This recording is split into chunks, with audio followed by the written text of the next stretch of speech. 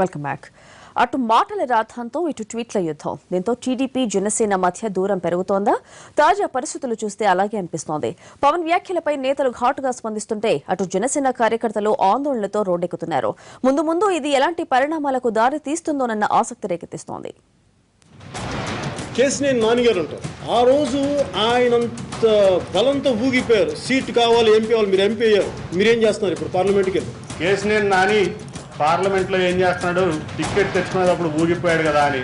Kesineni Nani ticket తెచ్చుకోవడానికి ముందు 18 నెలలు కష్టపడ్డాడు పవన్ కళ్యాణ్ గారు అని మీరు గుర్తుంచుకోవాలి. తెలంగాణ ఎంపీలు తెలంగాణ సమస్యను ముందుకు తీసుకెళ్ళినంతగా ఈ సీమాంధ్ర ఎంపీలు తీసుకెళ్లేదు. దానికి కారణం వీళ్ళందరూ వ్యాపారులు. ఏ ఎంపీలు పనిచేస్తున్నారో లేదో ఆ ప్రజలను అడిగితే తెలుస్తుంది. ప్రతి ఎంపీ కష్టపడతా ఉన్నాడు. ఎంపీకి వేరే పనేం లేదు. వ్యాపారం మంచి నీతి మార్గంలో చేస్తున్నామా లేదా ముఖ్యంగానే, వ్యాపారం చేయకూడదని ఎక్కడా లేదే.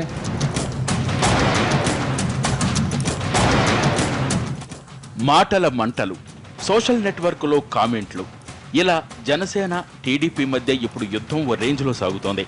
తన వ్యాఖ్యలపై ఒక్కొక్కరుగా ఏపీ ఎంపీలు రియాక్ట్ అవుతుంటే వాటికే కట్టుబడి ఉన్నానంటూ కౌంటర్ కూడా ఇచ్చేశారు పవర్ స్టార్.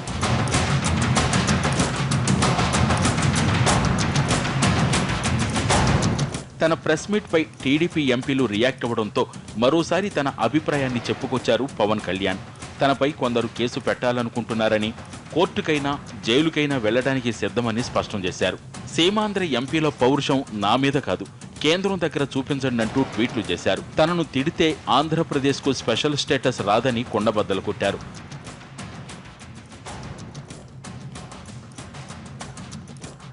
ఆంధ్రప్రదేశ్కు ప్రత్యేక హోదా, అభివృద్ధి కోసం తాము చేస్తున్న కృషి తెలియకే పవన్ ఇలా మాట్లాడుతున్నారంటున్నారు టీడీపీ నాయకులు.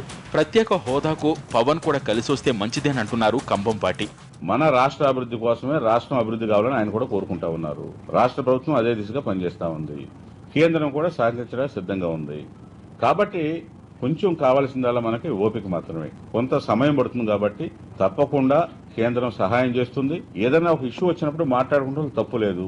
కాబట్టి ఆయన అభిప్రాయం ఆయన చెప్పుండొచ్చు. దాన్ని పెద్ద ఇష్యూ చేయాల్సిన అవసరం కూడా లేదని నేనైతే భావిస్తున్నాను. అటు పవన్ పోటీ చేస్తానంటే ఎంపీ పదవికి రాజీనామా చేస్తానన్నారు అవంతి శ్రీనివాస్. ప్రత్యేక హోదా కోసం ఎన్నో ప్రయత్నాలు చేస్తున్నామని, పార్లమెంటరీ పార్టీ సమావేశాలకు వస్తే తాము చేస్తున్న కృషి ఏంటో తెలుస్తుందన్నారు. ఇప్పటికే ఏపీ ఎంతో నష్టపోయిందని, అన్ని వర్గాలు సంయమనం పాటించాలన్న అవంతి పవన్ ప్రత్యక్ష రాజకీయాల్లో పోరాడాలని కోరారు. మరి వారు తప్పనిసరిగా ఫీల్డ్లో ఉండే ఇంప్రెషన్ వేరు, బయట ఉండే ఇంప్రెషన్ వేరు. నేను ఇంకో వారికి కూడా ఇంకోటి చెప్తున్నాను, వారు కనుక ఎంపీగా వస్తారంటే నేను అనకాపల్లి రాజీనామా చేస్తాను, రమ్మనండి ఆయన, నాకే అబ్జెక్షన్ లేదు. మరి వారు ఇక్కడ ఎంపీలు ఎవరో పనిచేయట్లేదు అనుకుంటాం పొరపాటు చాలా. వారి మనిషి పెట్టుకోమండి ఇక్కడ ఢిల్లీలో, తెలుస్తుంది ఎంపీలు ఏం చేస్తానికి వచ్చి అనేది.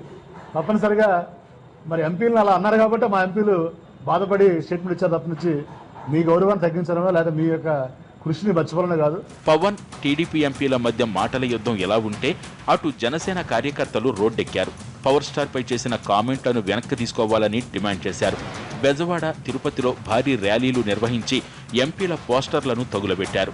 మొత్తం మీద జనసేన టీడీపీ మధ్య కొనసాగుతున్న ఈ మాటల యుద్ధం చంద్రబాబు జోక్యంతో ఫుల్ స్టాప్ పడుతుందా లేక ముందు ముందు మలుపులు తిరుగుతుందా అన్నది ఇప్పుడు ఆసక్తిగా మారింది.